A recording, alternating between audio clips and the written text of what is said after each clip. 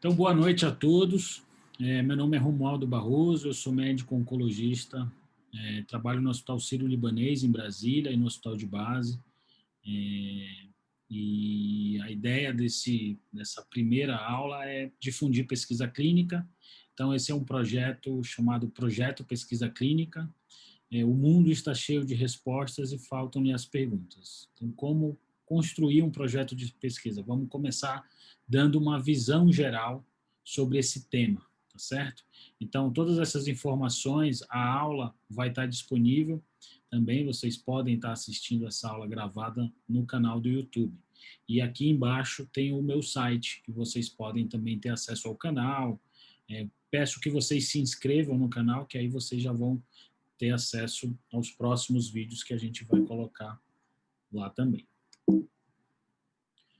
Esses são os meus conflitos de interesse, então isso é um recado, já é uma dica para vocês. Toda vez que vocês forem apresentar uma aula, ou vocês forem ver uma aula sendo apresentada, é de bom tom, é importante que o palestrante declare quais são os conflitos de interesse, para que haja uma transparência maior de quais são possíveis relações. Então, eu faço palestras, eu sou convidado por diversas indústrias farmacêuticas para participar de eventos científicos, então esses são os meus conflitos de interesse. Algumas indústrias me convidam também para participar de boards de opinião sobre novos estudos, novas drogas, e apoio também educacional para congressos. Mas essa aula não é patrocinada, não tem nenhum patrocínio, não há nenhum conflito de interesse direto para essa aula de hoje. Então, quais são os objetivos da aula que eu queria que a gente conversasse ao vocês saírem dessa aula, dessa apresentação, que vocês entendessem quais são os elementos fundamentais na construção de um projeto de pesquisa, o que é que não pode faltar no meu projeto de pesquisa, e que vocês entendam por que é que esses elementos existem. Eles não estão lá só por uma mera formalidade. Existe uma função para que eles estejam lá. Então, para a gente começar a falar de um projeto de pesquisa, a gente tem que lembrar do método científico. Então, eu costumo falar que o mundo está cheio de respostas e que faltam-lhe as perguntas, mas a gente precisa saber perguntar. Essa é a grande diferença entre um estudo ou uma evidência que é baseada no método científico, é a sistematização da investigação, é a sistematização da pergunta. Então, o método científico ele pode ser resumido nessa figura aqui. Então, eu tenho uma observação, essa observação do mundo externo, ela vai ser contemplada por um momento e a gente vai ter uma pergunta. E essa pergunta vai ser decomposta. Então, a gente vai fazer uma análise em pequenas partes para depois a gente começar a construir uma verdade. Então, dois conceitos importantes. Primeiro, a gente precisa sistematizar a nossa pergunta, decompor um problema, fazer uma pergunta mais específica. E a gente vai fazer isso através dessa metodologia. Então, uma observação, uma dúvida sistemática, eu vou tentar isolar um fato que eu vou testar uma hipótese. Então, todo estudo ele tem que ser testado. E muito importante que a gente tem que ter em mente quando a gente está falando de ciência e de pesquisa, que o que a gente está fazendo aqui é uma construção de um modelo e que não existem verdades absolutas. Cada vez que a gente faz um experimento, que a gente faz um estudo, a gente se aproxima mais de uma verdade, mas a gente nunca vai saber exatamente qual é a verdade real, porque existem fatores de confusão. Então, a gente precisa observar, fazer um experimento, descrever como que é esse experimento para que ele possa ser reproduzível, outras pessoas testem aquilo. A gente precisa ter algum grau de controle, porque existem fatores de confusão, A gente, depois que a gente faz a nossa teoria, a gente tem que prever quais vão ser os resultados desse estudo. Essa é a nossa hipótese, e essa hipótese tem que ser testada, ela tem que ter alguma validação estatística. Depois que a gente conclui o estudo clínico, a gente vai para uma teoria, e a gente vai começar a fazer inferências sobre os fatos que foram observados naquele estudo. Isso é que vai dar elementos para a gente fazer a teoria científica em questão. Essa teoria, ela vai gerar novas dúvidas e novos experimentos vão ser adicionados. Por isso que a gente continua fazendo pesquisa até hoje. Então, e se a gente não conseguir validar aquela hipótese, aquilo não vai ser encarado como uma realidade. E por fim, tudo que a gente faz aqui para essas implicações, essas inferências, são para que a gente consiga explicar as coisas do mundo. Ou seja, a gente tenta encontrar causas de relação de causa e um efeito.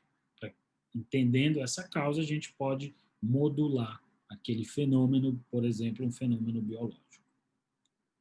Então, como é que a gente traduz isso para um estudo clínico? Como que a gente pega isso daqui e traduz para um estudo clínico? Então, esses são os elementos que são primordiais na construção de um estudo clínico. Eu tenho que ter a minha pergunta, eu tenho que ter a questão da minha pesquisa, o que é que eu estou querendo estudar, certo? E geralmente essa questão é uma questão genérica, que para fins de pesquisa eu preciso ser específico. Eu vou dar alguns detalhes a mais. A próxima parte do projeto é a parte que justifica a realização desse projeto. Então, tem que ter uma relevância esse projeto. Esse projeto é muito importante por conta de A, B e C.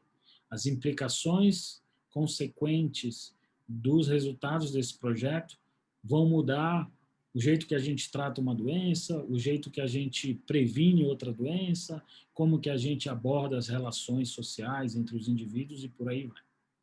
E para isso a gente tem que entender qual é a pergunta e fazer o melhor desenho desse estudo. E esse estudo que vai ser desenhado tem que levar em consideração uma série de fatores. Tem que ser levado em consideração a prevalência da doença que a gente está tratando, o tempo, por exemplo, que demoraria para aquele fenômeno biológico se desenvolver, e também levar em consideração, dentre os vários tipos de desenho que existem, as limitações e as vantagens de cada um desses desenhos. Para que isso seja possível, a gente precisa escolher a amostra que a gente está estudando. Por quê? Porque é impossível estudar toda a população em questão. Então, vocês vão entender um pouco mais disso. A amostra é para representar o todo, certo? Por isso que é tão importante quando a gente abre um estudo clínico, que a gente veja qual é a amostra que foi incluída no estudo, para que a gente possa entender se essa amostra representa de fato um grupo A, B ou C, ou se ele é representativo de toda a população. Entendeu? Por exemplo, se eu tenho um estudo que o critério de inclusão dele é acima de 18 anos, indivíduos acima de 18 anos, obviamente, eu não posso generalizar os dados desse estudo para a população pediátrica. Então, isso é uma coisa óbvia. Mas existem outras sutilezas, outras nuances que são importantes que vocês entendam e percebam na hora que vocês estão lendo no estudo clínico, certo?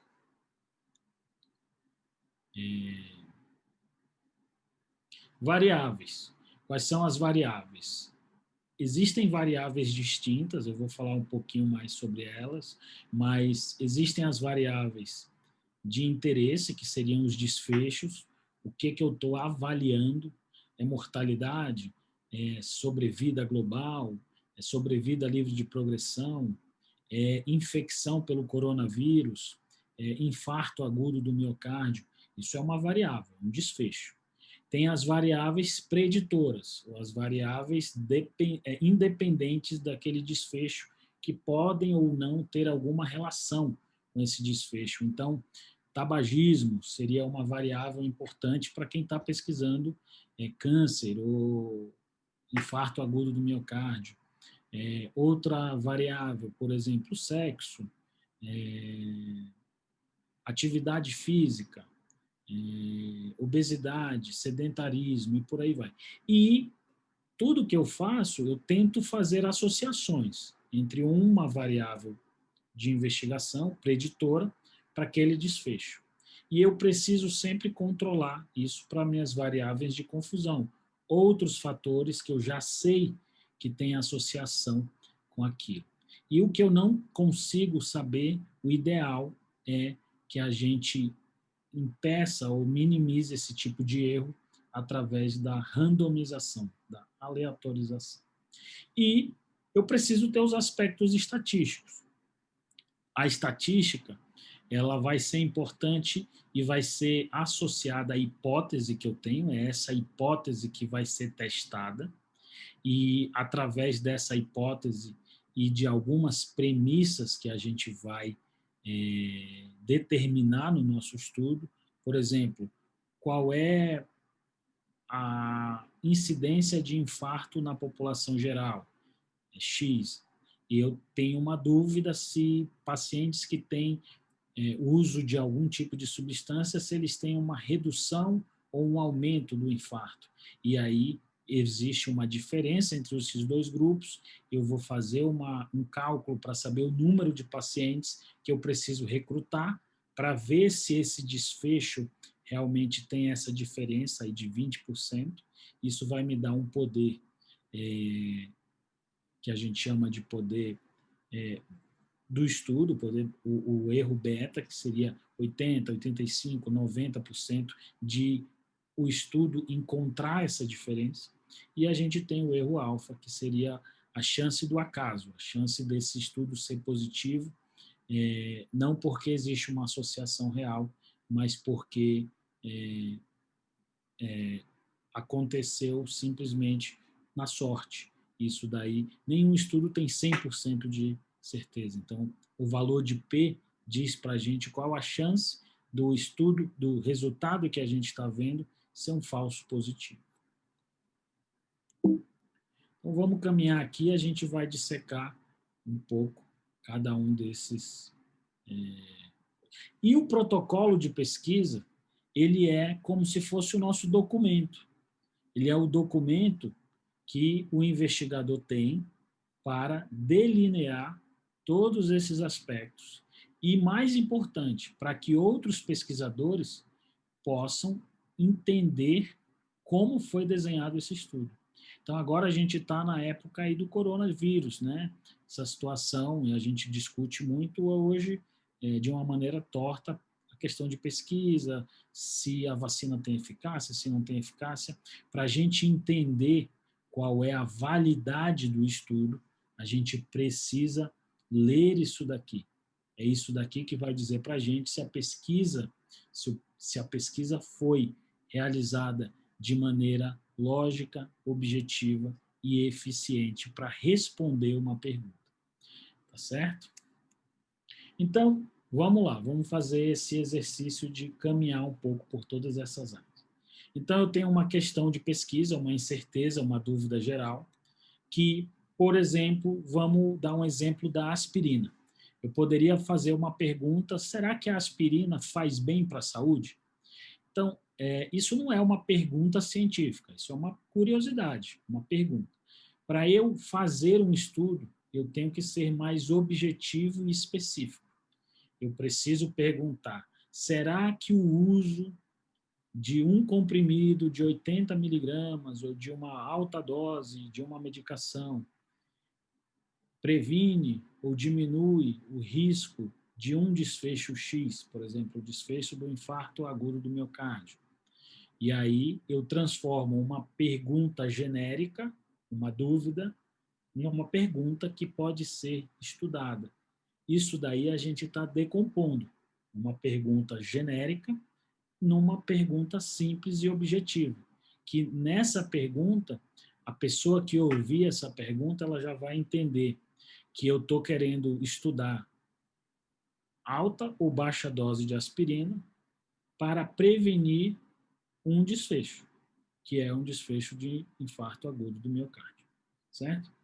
Esse estudo, dependendo do cenário que ele acontecer, dependendo do tipo de paciente que eu incluir, ele vai se prestar a responder perguntas diferentes. Por isso que é importante a gente entender qual é o cenário do estudo, qual é a amostra do estudo, certo? Então, toda pergunta de pesquisa ela precisa ter essas características. Ela tem que ser ética. Não posso fazer uma pergunta antiética.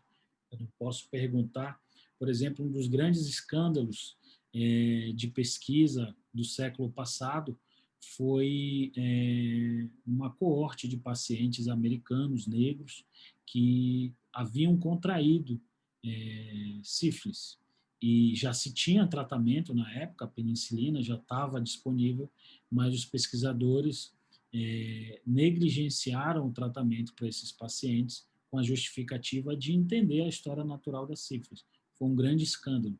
E por isso que hoje existe uma regulação muito séria sobre as questões éticas de pesquisa, para evitar esses abusos, certo? Tem que ser inovadora. Eu quero testar uma nova hipótese, eu quero perguntar uma coisa nova, que avance o conhecimento que a gente tem naquela área.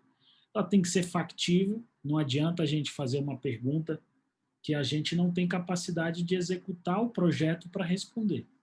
Então, não adianta eu querer estudar qual é a, por exemplo, vamos pensar aí uma coisa que não é factível. Eu tenho um hospital e eu vejo 10 pacientes de uma doença X por ano. E para eu conseguir 100 pacientes, eu preciso de 10 anos. Não tenho como montar ou propor um estudo prospectivo, duplo cego e randomizado para uma intervenção para uma doença tão rara. Eu preciso, talvez, fazer um estudo multicêntrico, ou eu preciso fazer um estudo de caso-controle, estudar os pacientes que já têm a doença e uma população de características semelhantes sem a doença, e fazer um estudo que não é um estudo prospectivo, é um estudo retrospectivo. Então, o desenho, a pergunta, ela tem que ser factível. Tem que ser relevante, a gente já falou disso, e ela tem que ser interessante, ela tem que despertar realmente o interesse nas pessoas para entender melhor sobre a pesquisa de vocês. Então, eu coloquei alguns detalhes sobre, para que a gente tenha exemplos, né? Então, esse artigo é um dos artigos mais importantes do ano de 2020. É um artigo que estudou o uso da hidroxicloroquina com ou sem azitromicina para pacientes infectados com COVID, com sintomas leves a moderados. Então, nesse título desse trabalho, eu já entendo que a pergunta é sobre COVID e sobre o benefício ou não, sobre o uso ou não da hidroxicloroquina. Então, eu começo a delinear mais a minha questão de pesquisa. Obviamente que no título a gente não vai colocar toda a pergunta, mas o título ele tem que remeter a essa pergunta. Então, a verdade universal, a verdade que seria genérica. Qual o papel da hidroxicloroquina na infecção pelo SARS-CoV-2, né? Existe algum papel? E a pergunta do estudo foi mais específica. A pergunta foi: será que a cloroquina, sozinha ou em combinação com a azitromicina, é efetiva, é eficaz para melhorar a condição clínica de pacientes no D15 da admissão hospitalar em pacientes com sintomas leves a moderados de COVID? Então, é uma pergunta objetiva, já delineia basicamente qual é o cenário que eu estou estudando, qual é a população, mais ou menos, que eu vou escolher e recrutar para o meu estudo. É totalmente diferente disso daqui. Então, toda vez que vocês lerem um artigo, vocês precisam entender que a pergunta principal, a pergunta que o artigo foi desenhado para calcular o N amostral dela, é a pergunta mais importante, é o que ele tem mais poder para responder. Geralmente, todas as outras perguntas são perguntas exploratórias, são mais geradoras de hipóteses do que confirmatórias. Isso é muito importante. Esse estudo tem outros achados, mas o que ele foi desenhado para ter poder para responder essa pergunta. Hidroxicloroquina, com ou sem azitromicina, melhora o status clínico de pacientes 15 dias após a admissão hospitalar, nessa situação clínica. Relevância. Ninguém pode achar mais do que você que o seu estudo é importante. Então, você tem que convencer as pessoas de que o seu estudo é importante. Então, você precisa fazer uma introdução que seja clara, que seja objetiva e que seja convincente. As pessoas têm que entender a importância do teu estudo. Se você não está convencido que seu estudo é importante, mude de estudo. Porque se nem você está empolgado com seu estudo, isso quer dizer que realmente você precisa trocar de estudo. E aí, as introduções, elas dependem muito vamos dizer assim, o tamanho dessas introduções dependem do tipo de relatório que você está escrevendo. Se é um artigo científico, geralmente você tem poucas páginas para escrever a sua introdução, a sua justificativa. Se for um protocolo que você vai submeter isso para o comitê de ética, você tem que ser mais detalhado, você tem que explicar por que é importante fazer o teu trabalho, o que os pacientes vão ganhar com isso. Se for para um pedido de financiamento, um grant, é mais importante ainda que as pessoas entendam a relevância do seu estudo. Mas o formato, como que a gente começa, ele tem meio que uma receita de bolo. Então, ele é um funil. Então, eu começo com uma contextualização geral do problema. Se eu fosse falar de câncer de mama, eu vou falar da epidemiologia, quantos casos existem anualmente, risco de morte. Eu vou para uma contextualização mais específica. Então, eu estou querendo estudar tumores de mama triplo negativo, que é um subtipo de câncer de mama, e que esses pacientes têm poucas opções de tratamento. Então, é um gap. Existe uma lacuna científica, e aí eu vou estudar uma nova combinação de tratamento para esses pacientes. Então, câncer de mama é um problema de saúde pública, os pacientes com câncer de mama triplo negativo têm um prognóstico pior, existem poucos tratamentos, e eu quero estudar um novo tratamento. Então, essa receita de bolo. Então, eu trouxe aqui o exemplo do estudo da New England, que eu mostrei para vocês, que, aliás, é um estudo 100% brasileiro. Então, um exemplo de grupo de pesquisa de medicina intensiva que se organizou, já tem bastante tempo que esse grupo atua no Brasil, e eles estão de parabéns, realmente. Publicações muito relevantes, muito importantes para o tratamento do Covid. Então, olha aqui, eu copiei e colei a introdução do artigo deles da New England. Então, primeira oração, coronavírus, a doença pelo coronavírus, que é causada pelo SARS-CoV-2, associada com considerável morbidade e mortalidade. A hidroxicloroquina, 2. A hidroxicloroquina tem efeitos in vitro, e tem pessoas que reportam em estudos retrospectivos que ela é benéfica, e outros reportam que ela não tem eficácia, ou seja, é um gap do conhecimento. Ela funciona ou ela não funciona? E aí eles justificam o trabalho deles com esse gap do conhecimento, dizendo que eles vão realizar um estudo multicêntrico, randomizado, aberto, controlado, para avaliar se a hidroxicloroquina, sozinha ou em combinação com a azitromicina, seria efetiva, eficaz na melhora clínica desses pacientes. Então, aqui nessa introdução, Essa é a pergunta principal desse estudo. É o que eles vão responder. O resto é exploratório.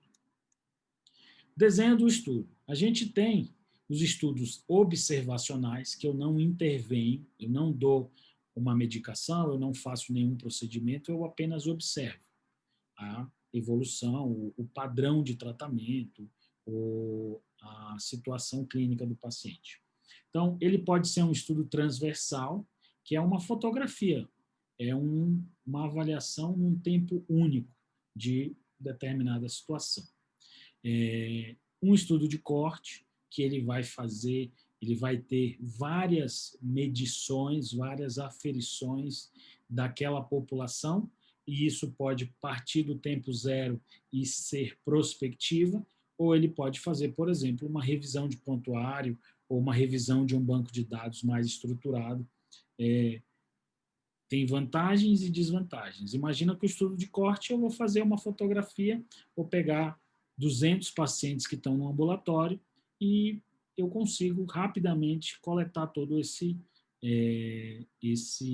desfecho que eu quero, essas informações. Mas vai ser muito difícil eu encontrar e ter poder, vamos dizer assim, segurança para encontrar associações. Afinal de contas, uma das grandes relações de causa e efeito é a temporalidade.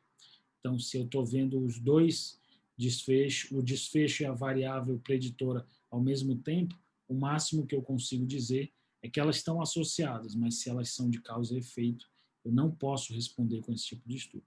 E o estudo de caso-controle é muito interessante quando a gente está diante de uma situação menos frequente, que vai ser muito tempo para eu conseguir uma coorte de pacientes, principalmente prospectiva.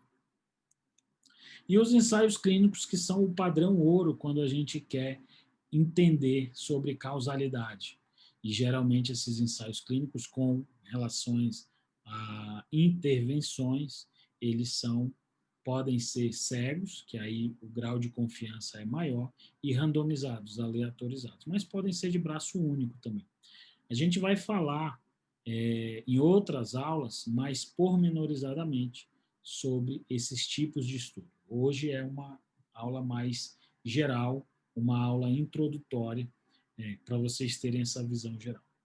Então, lendo aqui, esse estudo do New England, ele é um ensaio clínico. Houve uma intervenção, tratar ou não tratar com hidroxicloroquina, associado ou não a azitromicina. Então, é um estudo de 3 braços, certo? E aqui ele começa já a definir melhor o que é, na definição do estudo, sintomas leves a moderados de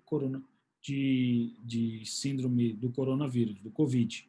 Então, pacientes que não estavam em uso de oxigênio ou que estavam recebendo, no máximo, oxigênio pelo catéter nasal até 4 litros. Mais do que isso, já não entrava. Era um paciente mais grave. Então, nesse estudo não teve paciente entubado, por exemplo. Né? Então, isso que ele chama, já começa a definir melhor qual é a população.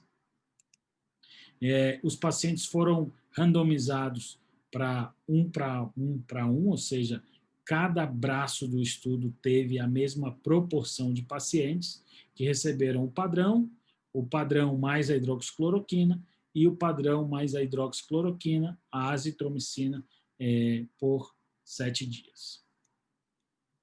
Sujeitos da pesquisa. Então, a gente falou bastante que para que eu entenda qual é a validade, eu vou falar isso mais para frente, de um estudo clínico, eu preciso saber qual é a amostra.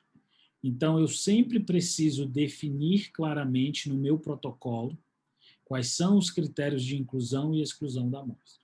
Se eu não definir isso, eu corro o risco, primeiro, de não ter nenhuma capacidade de chegar a uma conclusão, e a outra é que eu posso me restringir a uma população e não responder a pergunta inicial. Por exemplo, se eu quisesse saber qual é a influência da dieta mediterrânea em pacientes coronariopatas. Eu vou ter achados, resultados completamente diferentes se eu só incluir pacientes pós-revascularização ou pacientes que nunca foram revascularizados e que eram de bom prognóstico. Ou eu posso introduzir um problema se eu pegar só de um médico que já tem o hábito de recomendar a dieta mediterrânea para as pessoas que frequentam a clínica dele.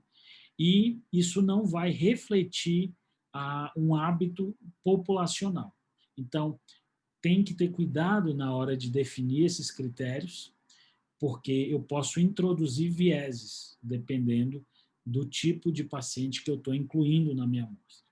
Outra coisa, ao definir esses critérios de inclusão e exclusão, eu preciso pensar quão restritiva ou quão aberta vai ser a minha amostra por conta do recrutamento. Então, obviamente que isso se aplica muito mais a estudos que são prospectivos ou estudos que são ensaios clínicos. Mas mesmo estudos retrospectivos, se eu for muito amplo ou muito restritivo na minha população, eu posso ter muitos problemas. Então, vejam quais foram os pacientes que eles incluíram. Está descrito na metodologia. Nós incluímos pacientes por screening ativo, por busca ativa no hospital, ou que foram encaminhados para o investigador, que tinham sido hospitalizados com suspeita ou confirmação de COVID, que em, no máximo, 14 dias dos sintomas. Paciente que estava no hospital, mas começou os sintomas há um mês, ele não se prestava para esse estudo. Então, ele restringiu a população para 14 dias. Aí alguém pode falar, poxa, mas a cloroquina só funciona no começo. Tudo bem, ele poderia restringir um pouco mais a população dele, 5 dias. Qual o problema disso daí? Ele provavelmente teria mais dificuldade para recrutar os pacientes. Então, sempre que você modifica os sujeitos de pesquisa, a sua amostra, isso vai ter um impacto importante no seu recrutamento. E a outra eram os critérios de exclusão, quem ele não queria. Então, eu destaco aqui, pelo interesse do tempo, o intervalo QT. Então, pacientes que tinham um intervalo QT alargado, eles excluíram do estudo por conta da associação que existe com a cloroquina, essa questão da hidroxicloroquina, do alargamento do intervalo QT. Então, foi um critério usado até para melhorar, vamos dizer assim, a seleção de pacientes, não colocar em risco também pacientes com essa condição. Então, vocês sempre têm que olhar os critérios de inclusão e exclusão do estudo de vocês. E isso é fundamental para que haja o cálculo do tamanho amostral. Então, para isso, recomendo que vocês, sempre que vocês forem fazer um estudo clínico, que já desde o começo, na hora que vocês já têm uma pergunta definida, os critérios de inclusão e exclusão, vocês conversem com o estatístico, que vai ter relação com o estudo. Porque é usando essas premissas que eu consigo fazer uma hipótese de que recrutando 510 pacientes, eu vou ter um poder para detectar uma diferença X, uma diferença que vocês considerem que seja clinicamente significativa. Então, se eu estiver falando de câncer de mama, uma diferença, por exemplo, em taxa de resposta patológica completa entre 40% e 60%. E aí eu vou dar um poder para isso. O poder é quanto eu aceito que existam falsos negativos, que o estudo seja falso negativo, quanto que eu aceito de ter um falso positivo, que é o valor de P, tá certo? E para isso, quantos pacientes eu preciso recrutar para identificar essas diferenças. No caso do estudo, ele usou, no desfecho dele, o que ele considerou melhora clínica. Eu vou falar daqui a pouco. nas variáveis. Então, nas variáveis, tem as variáveis preditoras, podem ser características clínico-demográficas ou uma intervenção específica. Também tem os desfechos, que é o que eu escolho, melhora clínica, incidência de infarto, resposta clínica, redução tumoral. Só que é muito importante que esse desfecho ele seja claro e seja definido. Se eu não definir o que eu considero, por exemplo, eficácia, resposta clínica, sobrevida global, isso vai ficar ambíguo e eu não vou conseguir explicar e comparar esse estudo entre outros estudos. Por isso que essas definições, elas, depois de um tempo, elas são padronizadas, para que a gente esteja falando a mesma língua. Né? Resposta patológica completa, ausência de neoplasia invasora em mama e linfonodos, por exemplo. E sempre lembrar dos fatores de confusão. Se eu não lembrar dos fatores de confusão, eu vou começar a ter um monte de associações espúrias, um monte de falácias que são decorrentes do não controle ou da falta de controle dessas variáveis de confusão. Imagina que eu estou estudando o consumo de uma substância e no grupo que consome a substância tem muito mais tabagista do que no grupo que não consome a substância. E eu encontro uma associação com câncer de pulmão. Será que essa associação é pelo enriquecimento no grupo de tabagismo ou é da substância que eu estou querendo estudar? Se eu não controlar para isso daí, eu vou ter um problema muito sério. Muitas vezes a gente consegue consertar ou pelo menos minimizar esses erros nas análises estatísticas, na análise univariada, análise multivariada, mas muitas vezes isso é impossível. E a única maneira de eu minimizar isso daí antes de acontecer é desenhando bem o estudo e pensando nela antes. Então, por exemplo, eu vou abrir o estudo do New England e eu preciso ver como eram as comorbidades, qual era o sexo, quem estava usando medicamentos previamente, quem que foi admitido no estudo que estava na UTI ou que estava na emergência, quem que testou positivo para COVID, quem que foi só suspeito. Se eu não fizer essas análises, eu corro o risco de começar a falar um monte de besteira. Igual, ivermectina, ou hidroxicloroquina funciona. Mas se eu não controlar isso daqui, se eu não fizer um ensaio randomizado que controle para essas variáveis, como que eu posso garantir se ele melhorou porque ele já ia melhorar?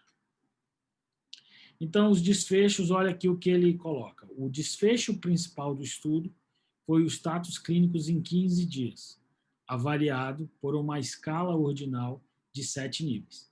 E aí ele vai lá e descreve o que é essa variável, essa escala ordinal. Então, na hora do resultado, ele vai comparar esses desfechos entre os grupos. Aspectos estatísticos são importantes para especificar a hipótese do meu estudo. Para que eu possa testar essa hipótese, eu tenho que fazer um cálculo amostral adequado, que eu já falei para vocês, e eu tenho que definir quanto que eu aceito de falso negativo e de falso positivo, que é o erro beta e o erro alfa, respectivamente. E nos estudos descritivos, eu vou descrever através de médias, frequências, proporções, posso dar intervalos de confiança. Então, tem estudos que são meramente descritivos, não precisam de comparações. Tem estudos que têm uma estatística que a gente chama analítica. Eu vou analisar diferenças. Então, agora a gente está caminhando para uma parte final da aula.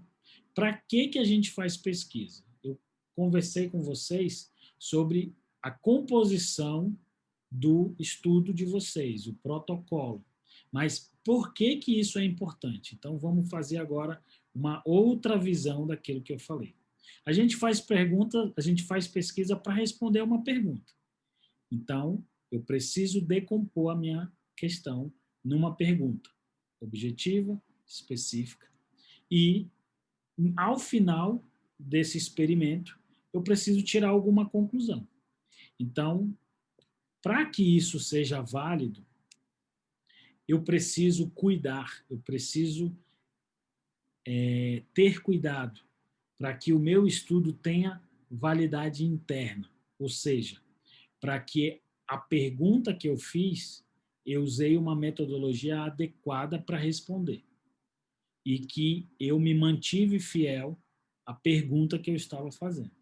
Então, se no estudo a pergunta era o uso do hidroxicloroquina em pacientes com sintomas leves a moderados, eu não posso incluir paciente entubado. Então, se eu começo a incluir pacientes fora da minha amostra, eu tenho violações do protocolo e eu vou ter comprometimento da validade interna daquele estudo. Entendeu? Por isso que a gente não pode fazer violações do protocolo.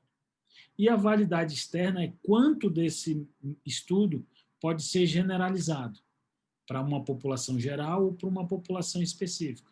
Porque sempre um estudo é uma representação amostral de alguma coisa maior. Mas essa coisa maior pode ser a população inteira ou pode ser um subgrupo. Então, nos estudos de vacina, não foram incluídos pacientes, por exemplo, que estavam grávidas ou indivíduos que tinham se submetido a um transplante de medula óssea ou que estavam em quimioterapia. Então, as generalizações dos resultados da vacina não podem ser feitas para esse grupo que foi excluído. Então, essa é a validade externa do estudo. Então, tentando sumarizar isso daqui, eu tenho uma verdade universal, vou decompor essa verdade para fazer uma pergunta específica, vou construir o meu protocolo, vou pensar nos sujeitos, na amostra, na estatística, na aferição, nos desfechos que eu vou avaliar, e isso aqui vai me dar validade externa. Eu vou poder ver onde que se aplica esse estudo. Agora, se esse estudo não for executado da maneira que ele foi desenhado, ele não tem nem validade interna. Então, nem os resultados do próprio estudo podem ser considerados válidos. Então,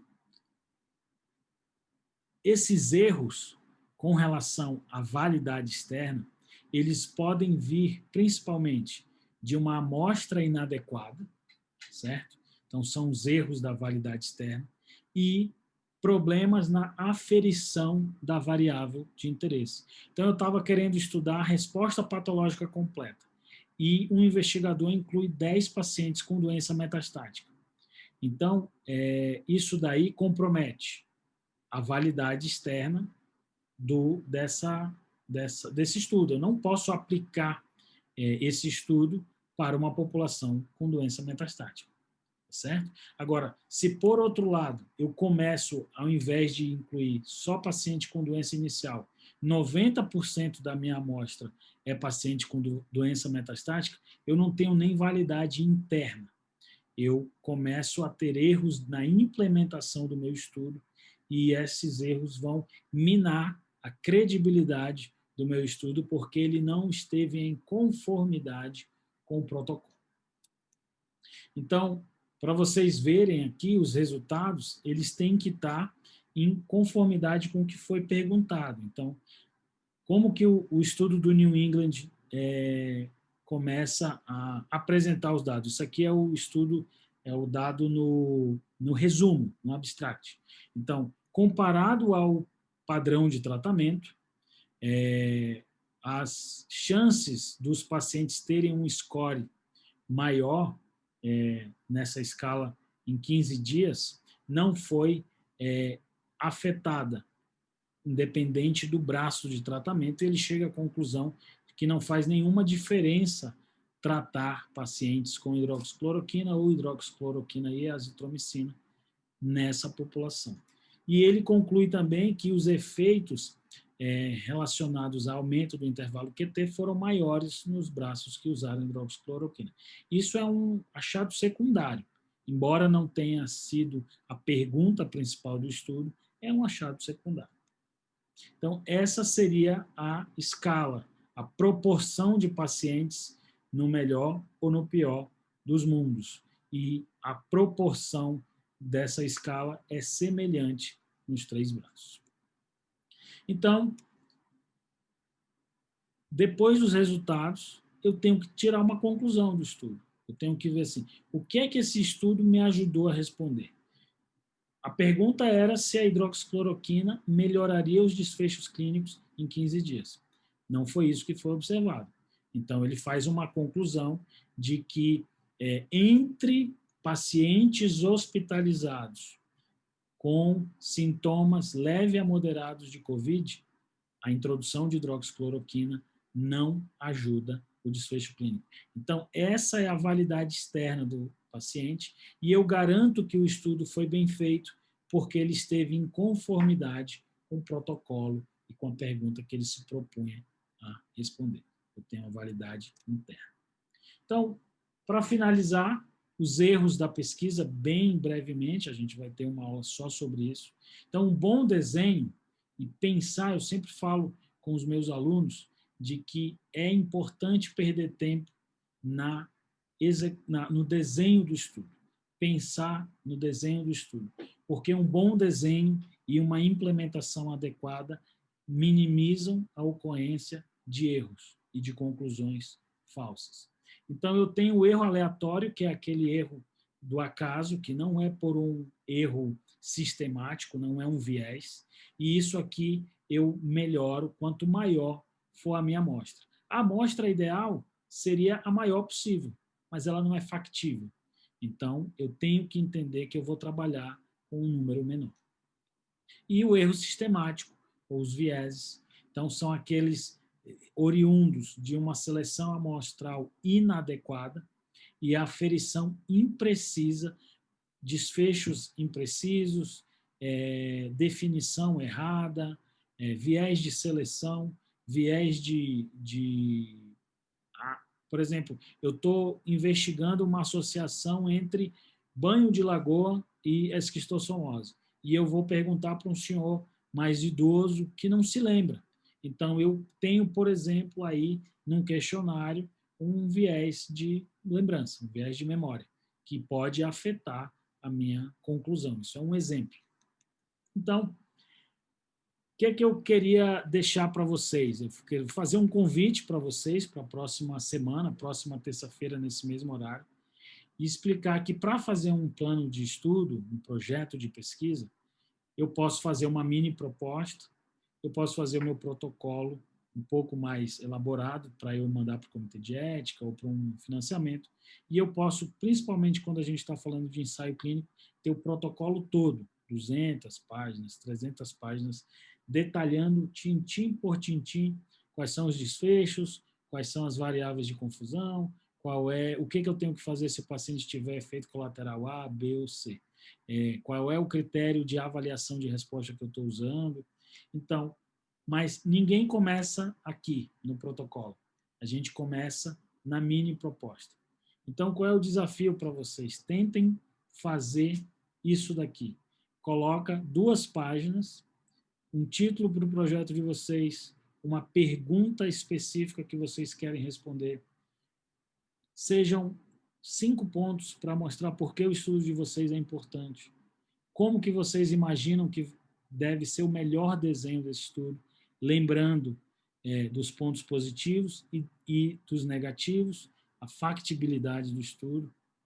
Descrevam quais são os sujeitos que vocês estão mais interessados, então os critérios de inclusão e exclusão, recrutamento, quais são as variáveis que vocês precisam incluir, incluindo as preditoras e as de desfecho, e a hipótese que vocês querem responder. Certo? Então, queria agradecer, fazer esse convite para vocês da aula 2, que seria a aula na terça-feira que vem, nesse mesmo horário, onde eu vou detalhar um pouco mais sobre como formular essa pergunta, quais são as dificuldades que a gente tem para formular essa pergunta, como que a gente deve selecionar os pacientes, critérios de inclusão e exclusão e detalhes sobre aferições, certo? Então, vou parar de compartilhar aqui a minha tela, agradecer todo mundo. Eu vou interromper a gravação aqui para o canal do YouTube. Um grande abraço.